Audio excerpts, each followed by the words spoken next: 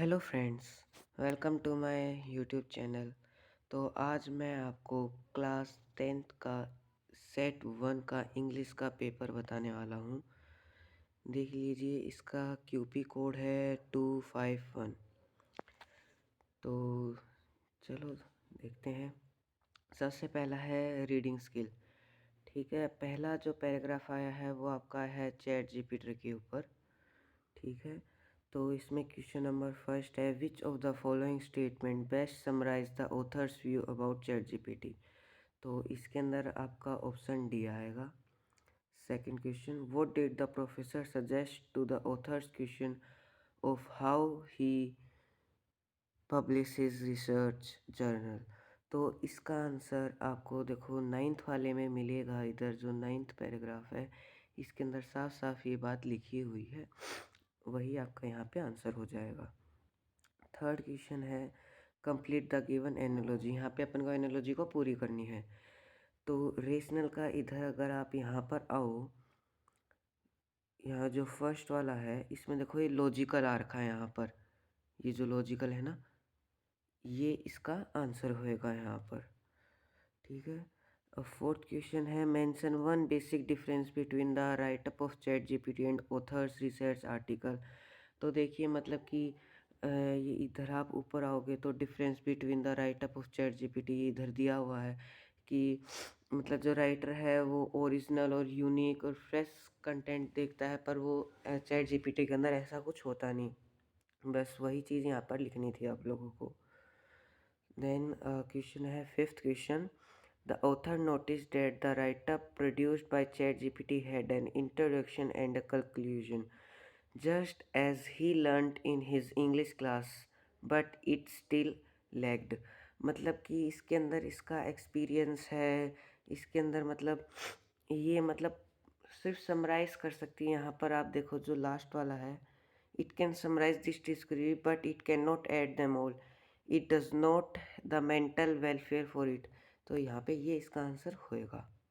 Next question, the author was moved by the speed with which the ChatGPT was producing. यहाँ पर आएगा speed, इसका answer option number D सही होगा। और जो सेवन्थ है, true false, research is not beneficial if it only summarise the known information. तो ये स्टेटमेंट एकदम ट्रू है, ये यहाँ पर ही दी होगी, इधर ही है। यहाँ पर सेवन्थ या एट्थ के अंदर ये दी हुई है, एज इट इज़ दी हुई है। ये देखो सेवन्थ के अंदर ये रही, एज इट इज़ ये लाइन दी गई है। Then our last eighth question, quote the answer of ChatGPT from the above given passage when it was asked whether it would replace research in the future। तो इसका answer अगर यहाँ पर मिलेगा, आप जो इस सेकंड वाला पैराग्राफ है इसके अंदर ये दिया हुआ है कि as an AI language model I do not hold personal belief but I can prevent argues on the both side of the topic. ये यहाँ पे इसका आंसर हो जाएगा। इसी के साथ अपना फर्स्ट पैराग्राफ कंप्लीट होता है। और फिर है ये सेकंड पैराग्राफ। सेकंड पैराग्राफ आपका बहुत ज़्यादा इजी आया था, मैंने देखा। तो इसमें फर्स्ट क्वेश्चन है, the variance in climate and landscape of Uttarakhand as per paragraph 1 is marked by. तो ये तो आप यहाँ पे स्टार्टिंग में दिया हुआ है, एल्टीट्यूड 186 और 7619 मीटर, यही यहाँ पर इसका आंसर हो जाएगा। सेकंड क्वेश्चन है कि हमको फिलिंग द ब्लैंक्स करने हैं। यहाँ पे जो ऑप्शन दिए हुए हैं इनमें से करेक्ट चूज़ करना है। तो most of the low land forest are cleared आएगा यहाँ पर, due to the large scale agriculture practice. देखिए यहाँ पर भी ये दिया हुआ है, due to the extreme agriculture practice, इसका मतलब वही हो गया लार्ज स्केल प्रैक्टिस। और वो जो क्लियर्ड है ये देखो यहाँ पे most of forest have been cleared, ये यहाँ पे ये रहा। तो ये cleared and large scale agriculture practice, ये इसका आंसर हो जाएगा। थर्ड क्वेश्चन है, based on the passage which of the district has the lowest rainfall in Uttarakhand. तो इसका आंसर बागेश्वर आएगा, ये यहाँ पर दिया हुआ है, ये थर्ड नंबर में दिया हुआ है। इधर ये रहा बागेश्वर रिसीव द, अच्छा सॉरी इधर अपन को मिनिमम बताना है ना, तो यहाँ पे हरिद्वार आएगा, Haridwar receive the minimum annual rainfall.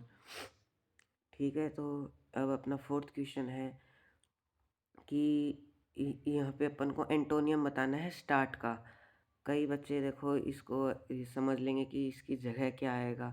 जैसे कि देखो इस बच्चे ने किया हुआ है, इसमें बिगिन करा हुआ है, पर ये गलत है। देखो यहाँ पे आएगा एंड्स, क्योंकि एंटोनियम बताना है स्टार्ट्स का। तो स्टार्ट मतलब शुरुआत, एंड मतलब ख़त्म, तो ये उसका उल्टा हुआ। एंटोनियम मतलब उसका उल्टा, तो यहाँ पे ऑप्शन सी आएगा एंड्स।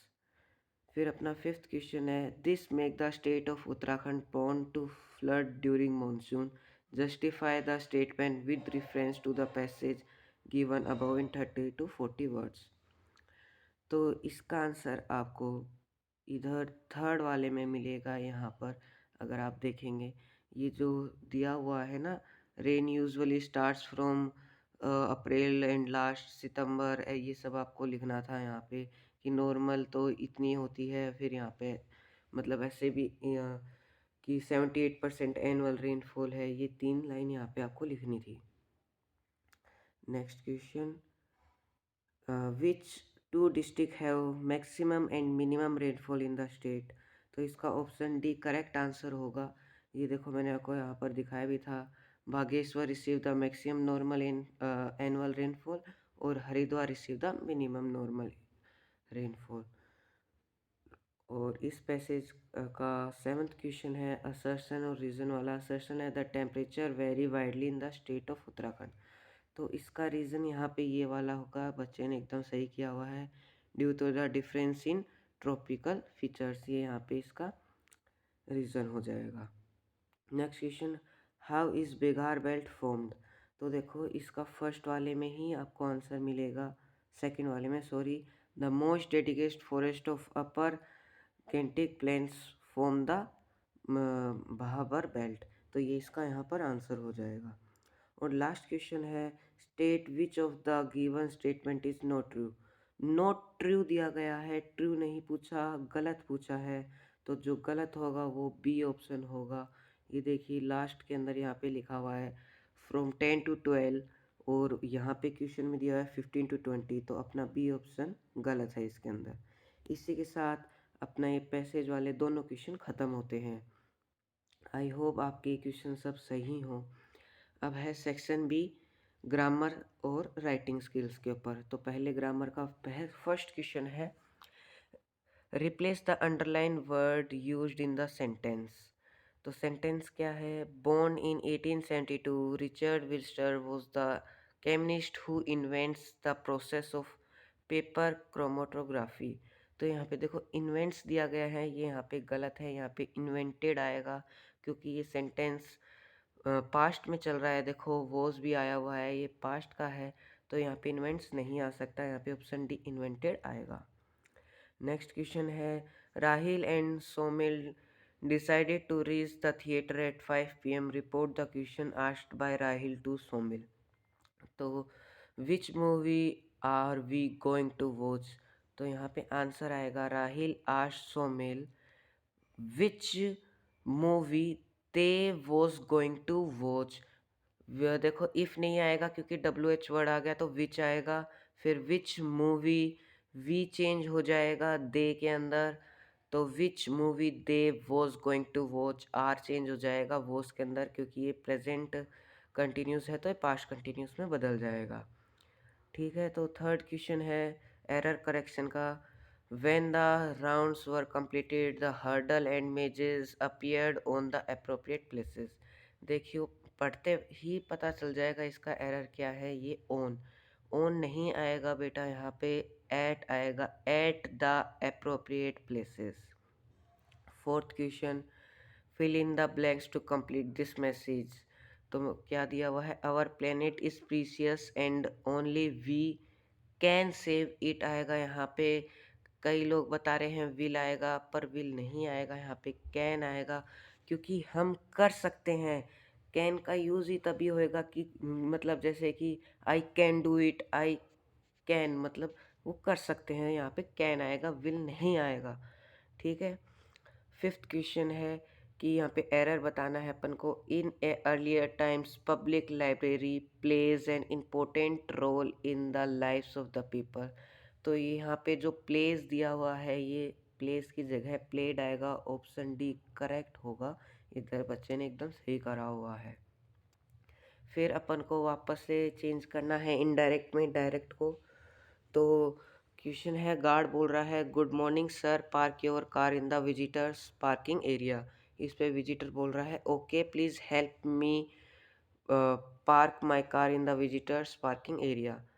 तो यहाँ पे अपन ऊपर तो गार्ड ने जो बोला वो लिखा हुआ है, नीचे से अपन स्टार्ट करते हैं। At this visitor requested him to help him to park her car in the visitors parking area.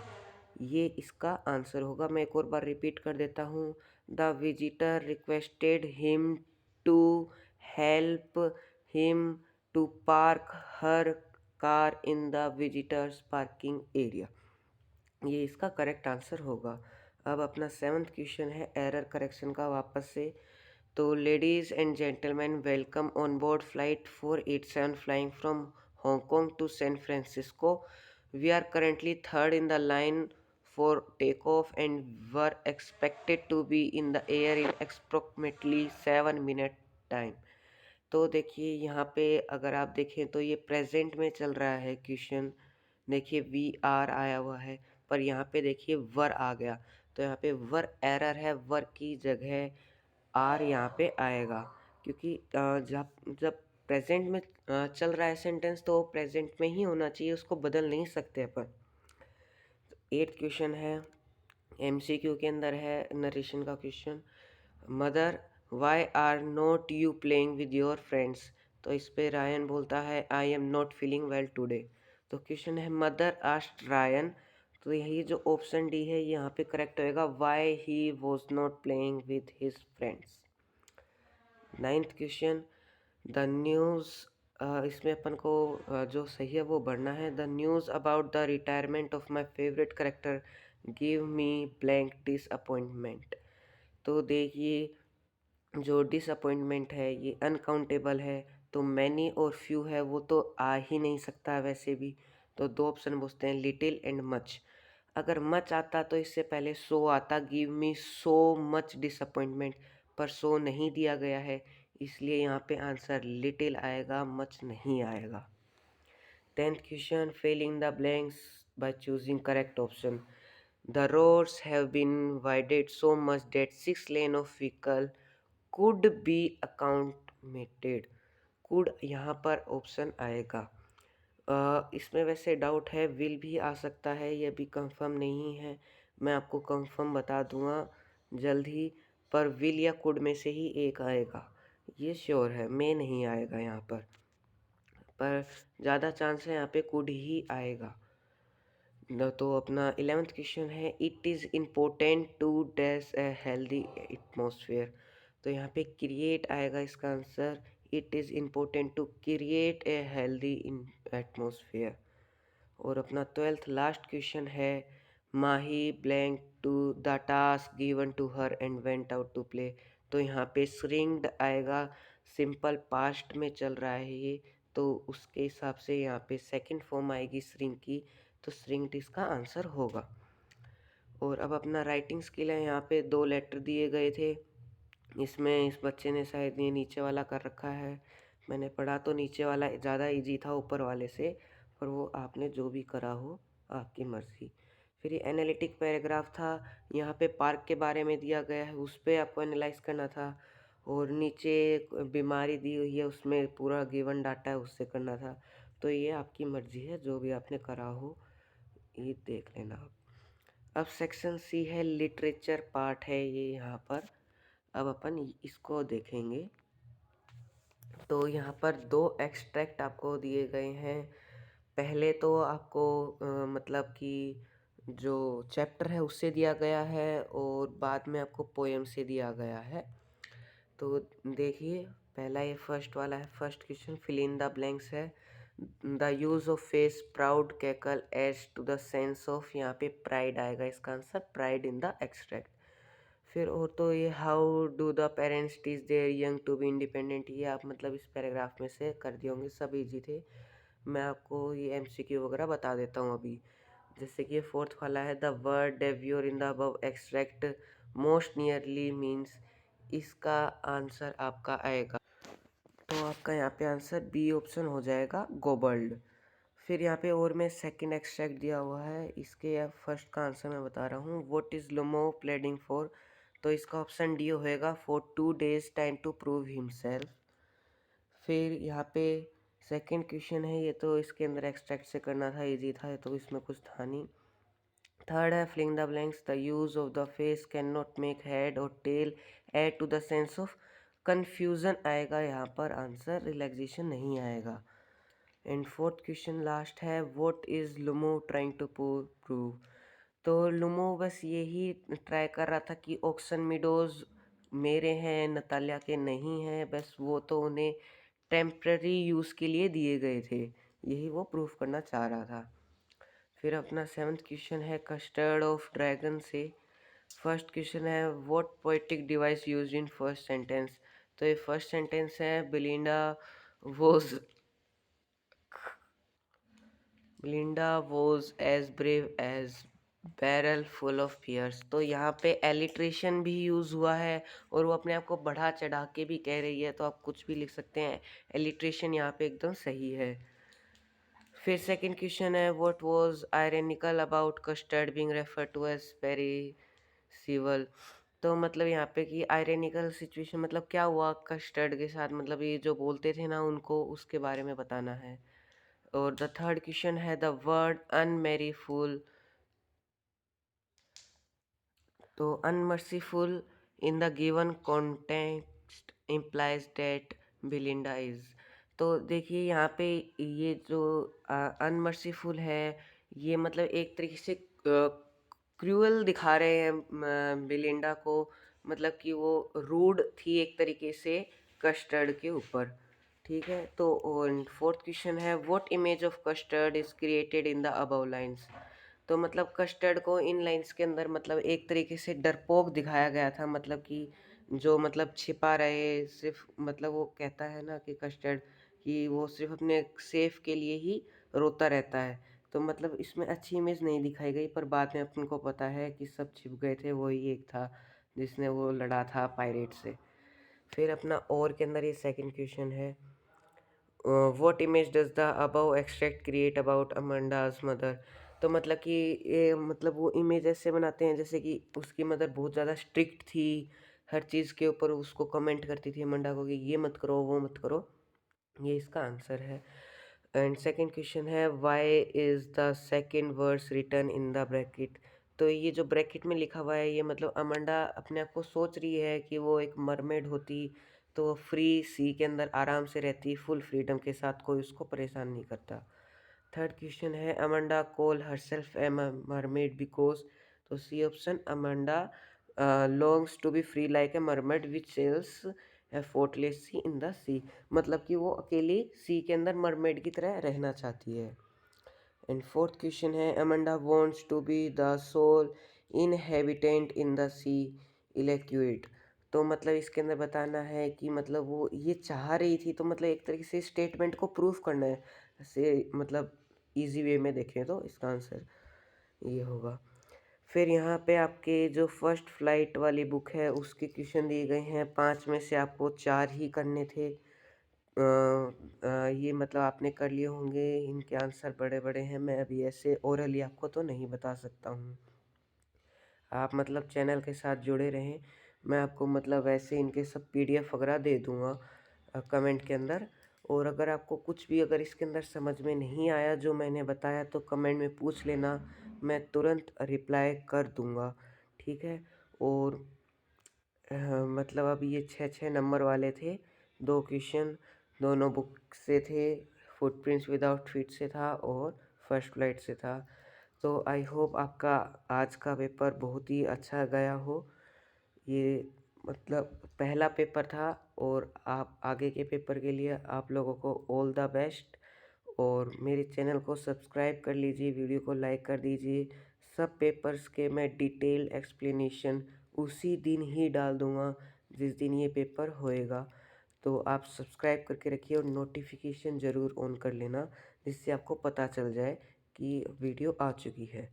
तो थैंक यू गाइस।